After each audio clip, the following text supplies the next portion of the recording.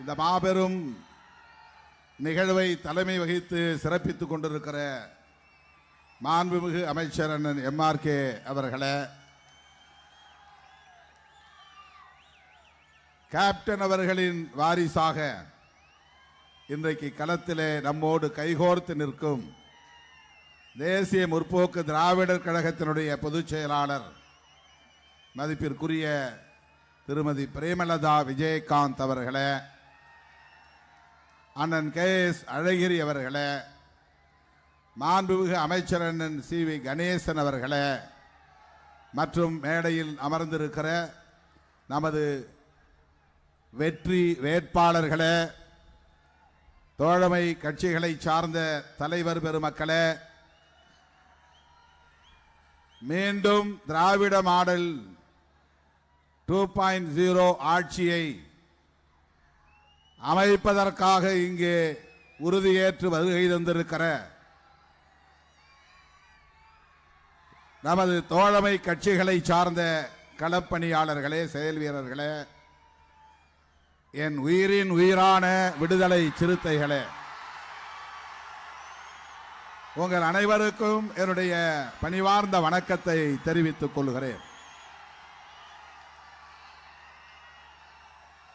திராவிட முன்னேற்ற கழகத்தின் சார்பில் முன்வைக்கப்பட்டிருக்கிற முதன்மையான முழக்கம் ஸ்டாலின் தொடரட்டும், தமிழ்நாடு வெல்லட்டும் என்பதாகும். இது திராவிட முன்னேற்ற கழகம் முன்மொழிகிற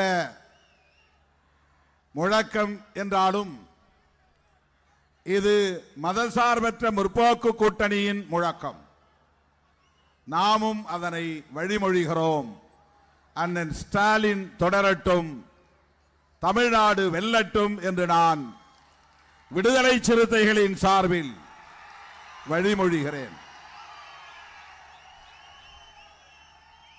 அண்ணன் அவர்களின் தலைமையிலான அரசு மீண்டும் அமையப்போவது உறுதி. அதற்கு 3 முக்கியமான காரணங்கள் உண்டு. ஒன்று, நமது கூட்டணி பலம். திமுக தலைமையிலான இந்த மதசார்பற்ற முற்போக்கு கூட்டணி வலுவான கூட்டணி. எண்ணிக்கையால் மட்டுமல்ல, ஏற்றுக்கொண்டிருக்கிற கொள்கையாலும் மக்களால் வரவேற்கப்படுகிற போற்றப்படுகிற ஒரு மகத்தான கூட்டணி. தமிழ்நாட்டில் இன்றைக்கு களத்திலே இருக்கிற 2 அணிகள், ஒன்று திமுக தலைமையிலான மதசார்பற்ற முற்போக்கு கூட்டணி, இன்னொன்று அதிமுக தலைமையா பாஜக தலைமையா தெரியவில்லை, அது ஒரு கூட்டணி. அதை அதிமுக கூட்டணி என்று யாரும் சொல்வதில்லை, NDA கூட்டணி, பாஜக கூட்டணி என்றே சொல்லுகிறார்கள். 2 கூட்டணி தான். இதிலே வலுவான கூட்டணி நம்முடைய கூட்டணி. கொள்கை பிடிப்புள்ள கூட்டணி நம்முடைய கூட்டணி. மதச்சார்பின்மையை உயர்த்தி பிடிக்கும் கூட்டணி நம்முடைய கூட்டணி. முத்தமிழறிஞர் தலைவர் கலைஞர் அவர்கள் இந்த கூட்டணிக்கு பெயர் வைத்திருப்பதே கோட்பாட்டின் அடிப்படையில் தான். மதசார்பற்ற முற்போக்கு கூட்டணி. இதுதான் செய்தி. மதச்சார்பின்மை என்பது அரசமைப்பு சட்டத்தின் உயிர் மூச்சு கோட்பாடுகளுள் முதன்மையான கோட்பாடு. அந்த கோட்பாட்டை முன்னிறுத்தி ஒரு கூட்டணியின் பெயரை சூட்டி இருப்பவர் முத்தமிழறிஞர் தலைவர் கலைஞர் அவர்கள். அந்த கூட்டணி இன்றைக்கு நம்முடைய தளபதி அவர்களின் தலைமையில் வெற்றிகரமாக கட்டுக்கோப்பாக தொடர்ந்து 2016ஆம் ஆண்டில் இருந்து இயங்கி வருகிறது. இந்தியாவில் எந்த கூட்டணியும் அப்படி ஒரு முறை கூடி அடுத்த முறை கலையும், அடுத்த தேர்தலுக்கு மீண்டும் சேரும். அதிமுக தலைமையில் 2021 கூடிய கூட்டணி தொடர்ந்து கட்டுக்கோப்பாக இயங்கவில்லை, சிதறி போனது. அதன் பிறகு அவர்கள் 2 கட்சிகள் 3 கட்சிகள் இப்போது சேர்ந்திருக்கிறார்கள். எனவே மீண்டும் அண்ணன் தலைமையிலான அரசு அமையும் என்பதற்கு 3 காரணங்கள் சொன்னேன். ஒன்று, கூட்டணி பலம். இரண்டாவது, அரசின் சாதனைகள்.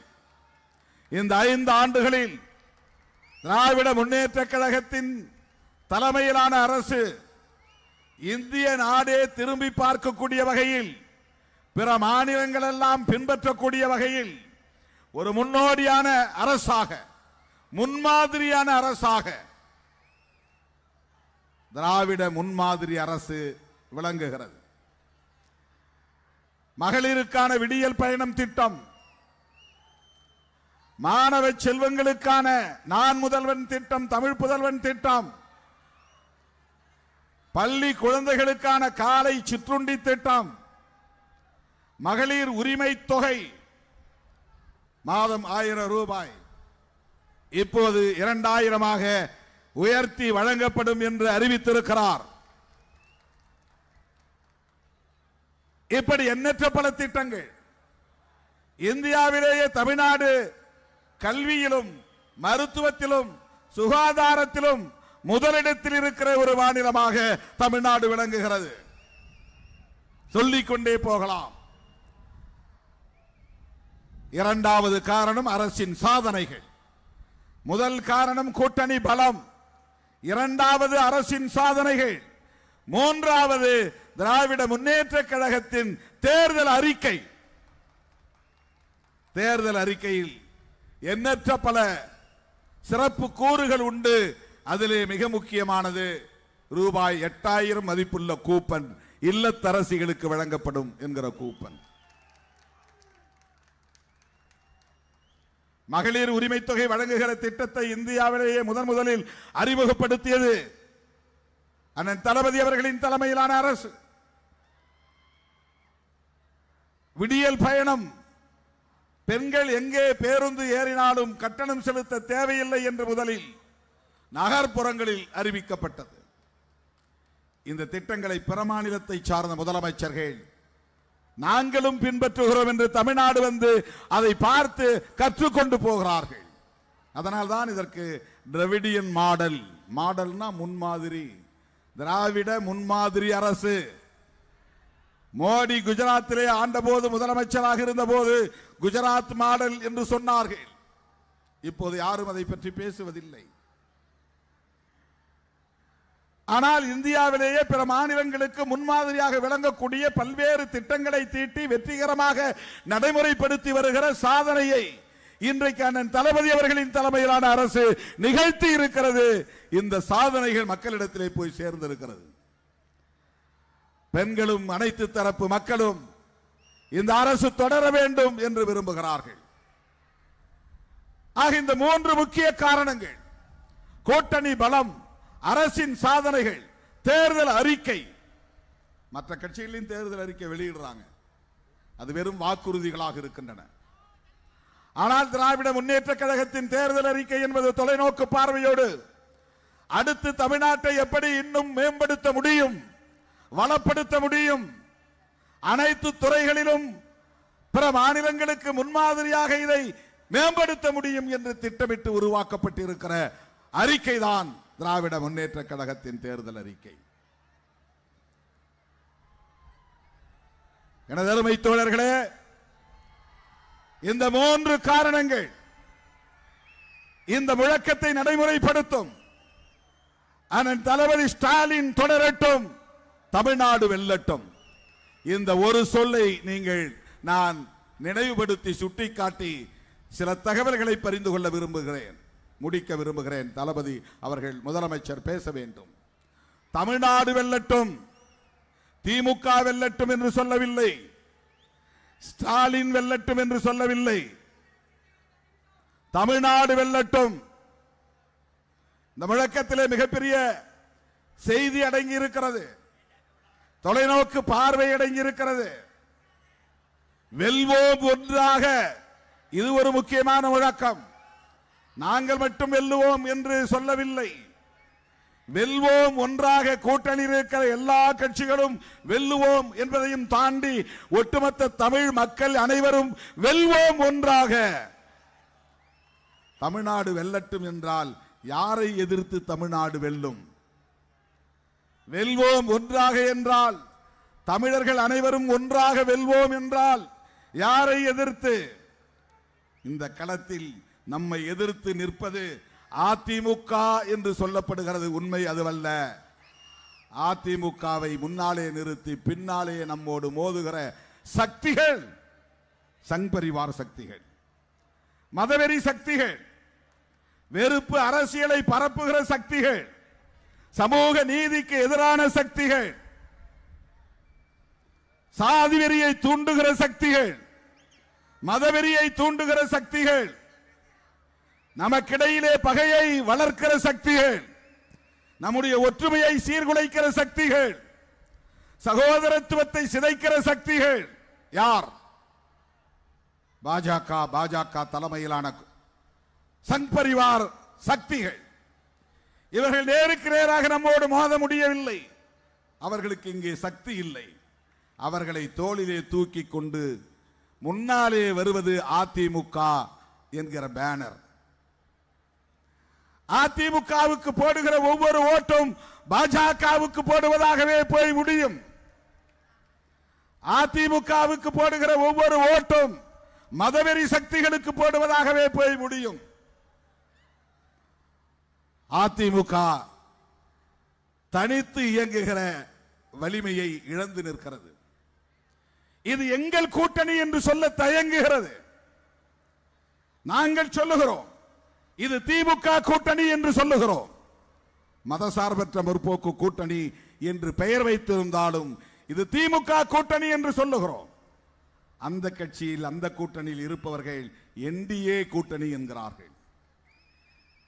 இந்த கூட்டணி அப்படியே இந்தியா பிளாக் என்கிற இந்தியா கூட்டணியில், அகில இந்திய அளவிலான கூட்டணியில் இடம்பெற்றிருக்கிறது என்றாலும் தமிழ்நாட்டை பொறுத்தவரையில் திமுக தலைமையிலான மதசார்பற்ற முற்போக்கு கூட்டணி என்பதை தெளிவாக சொல்லுகிறோம். அதிமுகவால் சொல்ல முடியவில்லை. எனவே அதிமுகவுக்கு போடுகிற ஒவ்வொரு ஓட்டும் தமிழ்நாட்டை சீர்குலைக்க திட்டமிட்டு சதி திட்டம் விட்டு செயல்பட்டு வருகிற சங் பரிவார் கும்பலின் கரத்தை வலுப்படுத்திவிடும். எச்சரிக்கையாக நாம் இருக்க வேண்டும், கவனமாக இருக்க வேண்டும். அதிமுகவை வீழ்த்துவோம், தமிழ்நாடு வெல்லும் என்ற பொருளில் அண்ணன் பேசவில்லை. தமிழ்நாடு வெல்லட்டும் என்று சொல்வது சங் பரிவார் சக்திகளை எதிர்த்து தமிழ்நாடே திரண்டு நிற்கிறது என்று பொருள். திமுக மட்டுமில்லை, விடுதலை சிறுத்தைகள் மட்டுமில்லை, காங்கிரஸ் மட்டுமில்லை, இடதுசாரிகள் மட்டுமில்லை, தேமுதிக மட்டுமில்லை, இஸ்லாமிய கட்சிகள் மட்டுமில்லை, ஒட்டுமொத்த தமிழ்நாடே எதிர்த்து நிற்கிறது. தமிழக மக்கள் எதிர்த்து நிற்கிறோம். உங்களை ஓட ஓட விரட்டி அடிப்போம். தமிழ்நாட்டில் உங்களுக்கு இடமில்லை. சமூக நீதிக்கு எதிரான சங் பரிவார் கும்பலுக்கு தமிழ்நாட்டில் இடமில்லை. காலூன்ற விட மாட்டோம், வேரூன்ற விட மாட்டோம். இது உத்தரப்பிரதேசம் இல்லை, இது மத்திய பிரதேசம் இல்லை, இது வட இந்திய மாநிலங்கள் இல்லை, இது தமிழ்நாடு. பெரியார் மண், அண்ணா செழுமைப்படுத்திய மண், கலைஞர் கட்டி காப்பாற்றிய மண், இன்றைக்கு தளபதியால் வழிநடத்தப்படக்கூடிய சமூக நீதி மண். அதனால்தான் திருமாவளவன் உடும்பு பிடியாக தளபதியோடு கைகோர்த்து நிற்கிறான். எங்களுக்கு எவ்வளவு இடங்கள் என்பது பிரச்சனை இல்லை. இந்த மண்ணையும் மக்களையும் காப்பாற்ற வேண்டும். நாம் கட்டி காப்பாற்றிய சமூக நீதி அரசியலை பாதுகாத்தாக வேண்டும். வலதுசாரி கும்பலுக்கு இங்கே இடமில்லை என்று ஏப்ரல் 23ஆம் தேதி தீர்ப்பு எழுத வேண்டும். மே 4ஆம் தேதி தீர்ப்பு வெளிவர வேண்டும். 234 இடங்களில் 200 இடங்களில் நமது கூட்டணி வெற்றி பெறும் என்று அண்ணன் தளபதி சொல்லி இருக்கிறார். என் உயிரின் உயிரான விடுதலை சிறுத்தைகளே, ஒவ்வொரு ஓட்டு முக்கியம். விசிலடிப்பவர்களை தேட்டருக்கு அனுப்புங்கள், சட்டசபைக்கு வேண்டாம். சட்டசபையில் விசிலடிக்க முடியாது, தேட்டரில் தான் விசிலடிக்க முடியும். விசிலடிப்பவர்களை தேட்டருக்கு அனுப்புங்கள். இந்த மண்ணையும் மக்களையும் காப்பாற்றக்கூடிய திராவிட முன்மாதிரி அரசை மீண்டும் சட்டசபையில் உருவாக்குவதற்கு இரவு பகலாக எஞ்சிய இந்த 14 நாட்கள் உழைக்க வேண்டும், கண்துஞ்சாமல் உழைக்க வேண்டும். கடலூர் மாவட்டத்தில் 9 தொகுதி, 9 தொகுதியிலே 2 தொகுதிகளை சிறுத்தைகளுக்கு வழங்கியிருக்கிறார் அண்ணன் தளபதி அவர்கள். ஒன்று, நான் பெருமையோடு சொல்லுகிற தாய்மடி என்கிற காட்டுமன்னார்குடி, அந்த தொகுதியிலே இன்றைக்கு நம்முடைய வேட்பாளராக ஜோதிமணி அவர்கள் இருக்கிறார். இந்தியாவில் ஒடுக்கப்பட்ட மக்களின் தலை நிமிர்வதற்காக ஒரு கமிஷனின் தலைமை பொறுப்பை ஏற்றவர் ஐயா எல் இளைய பெருமாள். அவருக்கு இங்கே 6 கோடி ரூபாய் மதிப்பில் மணிமண்டபம் கட்டியவர் நம்முடைய தளபதி அவர்கள். எல் இளைய பெருமாள் காங்கிரஸ் தலைவர் என்றவர் புறந்தள்ளவில்லை. அவர் ஒரு சமூக விழிப்புணர்வுக்காக தம் வாழ்வை ஒப்படைத்துக் கொண்ட ஒரு மாமனிதர் என்பதற்காக நம்முடைய முதலமைச்சர் அவர்கள் 6 கோடி ரூபாய் மதிப்பிலே சிதம்பரத்தில் முக்கிய சாலையில் மெயின் ரோடு இளைய பெருமாள் மணிமண்டபம் என்று மிகப்பெரிய ஒன்றை நினைவு மண்டபத்தை கட்டியிருக்கிறார். அப்படிப்பட்ட எல்இபி அவர்களை கௌரவிக்கக்கூடிய வகையில், சிறப்பு செய்யக்கூடிய வகையில் நான் போட்டியிடுவதாக விரும்பி எடுத்துக்கொண்ட காட்டுமன்னார்குடி தொகுதியை இன்றைக்கு ஜோதிமணி போட்டியிடட்டும் என்று நிறுத்தி இருக்கிறோம். சில பேர் சொல்லுகிறார்கள், ஒரு தொகுதியை 8 தொகுதி, ஒரு தொகுதியை காங்கிரசுக்கு கொடுத்து விட்டார்கள் என்று. காங்கிரஸ் பாரம்பரியத்தை சார்ந்த ஜோதிமணியை சிறுத்தையாக்கி இருக்கிறேன். அதுதான் நம்முடைய சாதனை. காங்கிரசுக்கு கொடுக்கவில்லை. காங்கிரஸை சார்ந்த பாரம்பரியம் உள்ள ஒருவரை இன்றைக்கு விடுதலை சிறுத்தையாக மாற்றி இருக்கிறோம். பன்ருட்டியிலே நம்முடைய வேட்பாளர் அப்துல் ரஹ்மான், கடலூரிலே நம்முடைய வழக்குரைஞர் சந்திரசேகர், நெய்வேலியிலே அண்ணன் சபா ராஜேந்திரன் அவர்கள், திட்டக்குடியிலே மாண்புமிகு அமைச்சர் அண்ணன் சி வே கணேசன் அவர்கள் இன்றைக்கு சமூக நல்லிணக்கத்தை கடலூர் மாவட்டத்தில் மிகப்பெரிய அளவிலே கட்டி காப்பாற்றிக் கொண்டிருக்கிற, ஒரு காலத்தில் எம்ஆர்கே அவர்களும் எல்இபி அவர்களும் எதிரும் புதிரும் அரசியல் செய்த காலம் உண்டு. ஆனால் இன்றைக்கு அது முற்றிலும் தலைகீழாக மாறி எல்இபி அவர்களின் வாரிசு ஜோதிமணியும் எம்ஆர்கே அவர்களின் வாரிசு அண்ணன் மாண்புமிகு அமைச்சர் எம்ஆர்கே பன்னீர்செல்வம் அவர்களும் அண்ணன் தளபதி அவர்களின் தலைமையில் கைகோர்த்து நிற்கிற ஒரு மாற்றம் நிகழ்ந்திருக்கிறது. அப்படிப்பட்ட சமூக நல்லிணக்கத்தை இங்கே பேணி பாதுகாத்து வருகிற அண்ணன் மாண்புமிகு அமைச்சர் குறிஞ்சிப்பாடி தொகுதியிலே வேட்பாளராக போட்டியிடுகிறார்.